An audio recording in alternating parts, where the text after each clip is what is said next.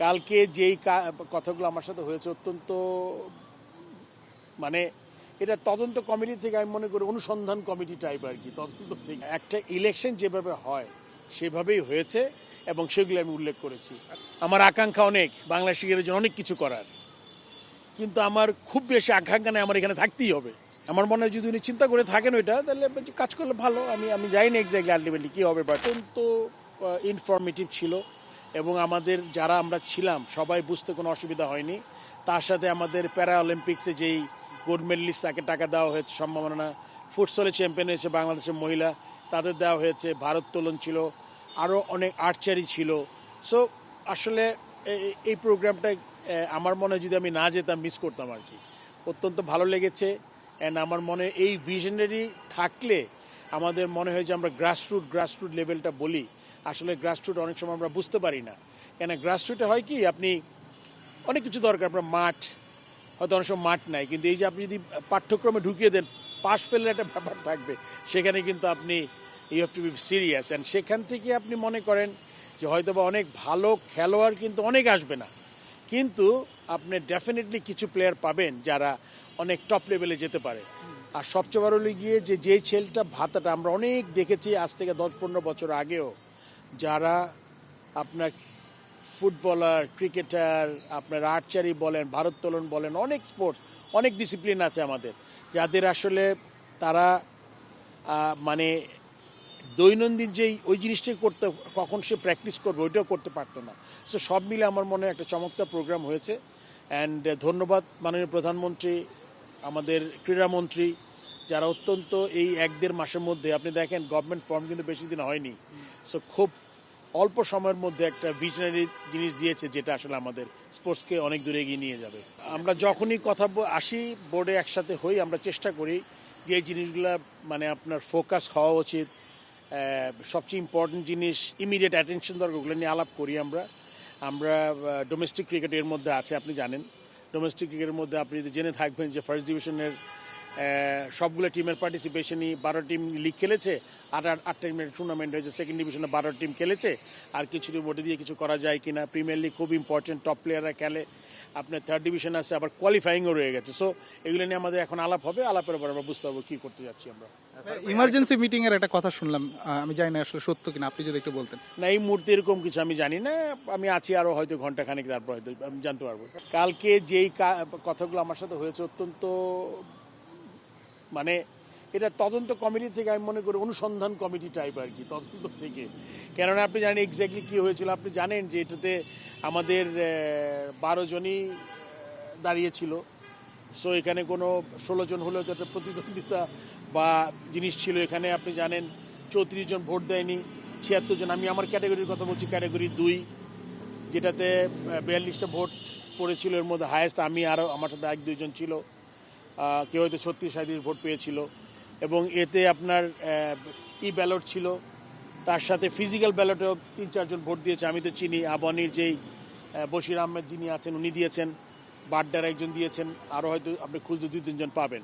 So এখানে সেই অর্থে কারচুপি না, আপনার প্রসেস নিয়ে কথা বলতে হবে। কারচুপি কোনো স্কোপ নাই, বিকজ আপনার তো প্রতিদ্বন্দ্বিতা ছিল না আপনার। সো সেই দিকে বিবেচনা করলে আমার মনে হয় যে একটা ইলেকশন যেভাবে হয় সেভাবেই হয়েছে এবং সেগুলো আমি উল্লেখ করেছি। আমি জানি না, গুঞ্জনের জায়গায় রাখি। 2 জন পদত্যাগ করেছে, তারা তাদের ব্যক্তিগত কারণ দেখিয়েছে। 2টা চিঠি আমি দেখেছি, তারা পরিষ্কার লিখেছে তাদের ব্যক্তিগত কারণে যে কেউ যে কোনো সময় পদত্যাগ করতে পারে। এটা কোনো কারণ আছে পিছনে, এটা আমি আসলে জানি না।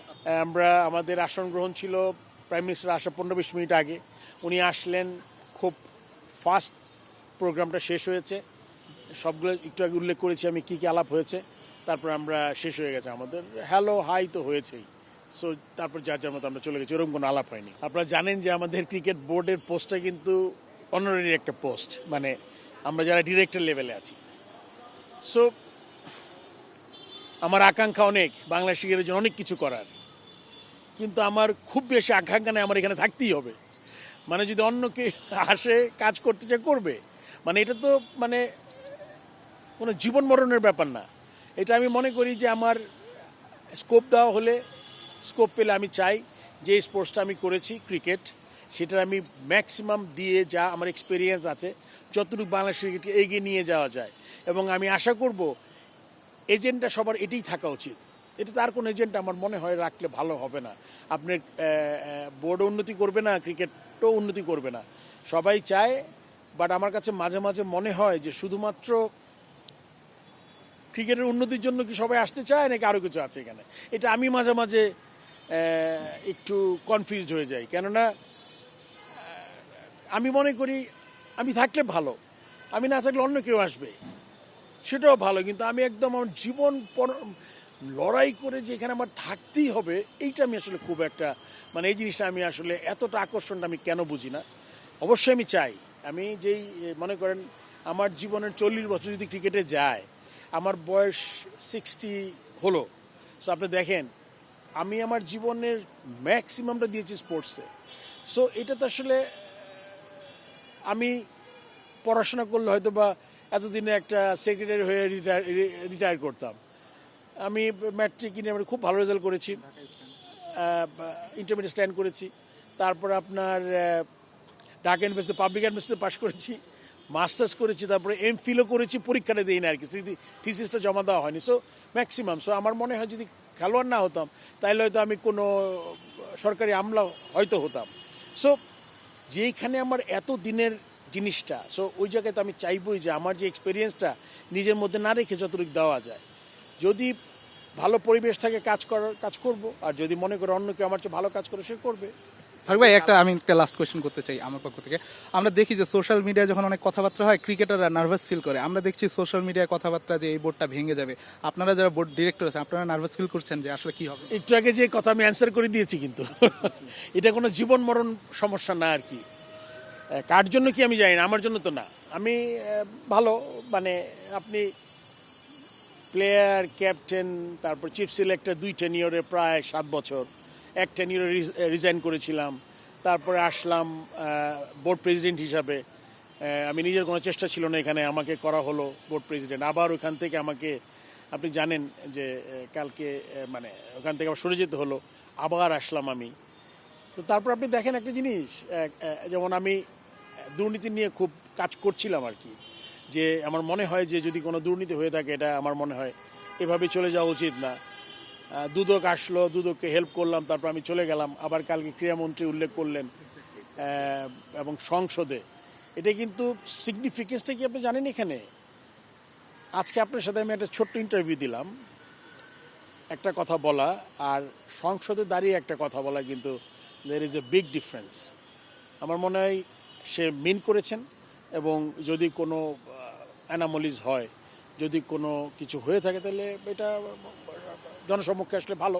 স্পোর্টস মিনিস্টারের ওই ডায়লগটা তাহলে অবশ্যই ভিশনারি মনে হয়েছে। হ্যাঁ, আমার মনে হয় যদি উনি চিন্তা করে থাকেন ওইটা, তাহলে কাজ করলে ভালো। আমি জানি না এক্স্যাক্টলি আলটিমেটলি কী হবে, বাট অ্যাটলিস্ট যে বলেছেন সংসদে দাঁড়িয়ে, যদি কোনো মানে আপনি দুর্নীতির অভিযোগ আসা মানে যে দুর্নীতি করেননি আপনি, সো যদি এটা ইনভেস্টিগেশন হয়ে যার দুর্নীতি যদি না হয়ে থাকে, এটাও তাদেরও ক্লিন চিট পাওয়া দরকার। কেন আপনি বলে যাবেন কিছু হবে না, এটাও ঠিক না। আমার মনে হয় যে সবারই রাইট আছে, যদি অভিযোগ আসে অভিযোগটা খতিয়ে দেখতে হবে এবং এটা বের করা দরকার।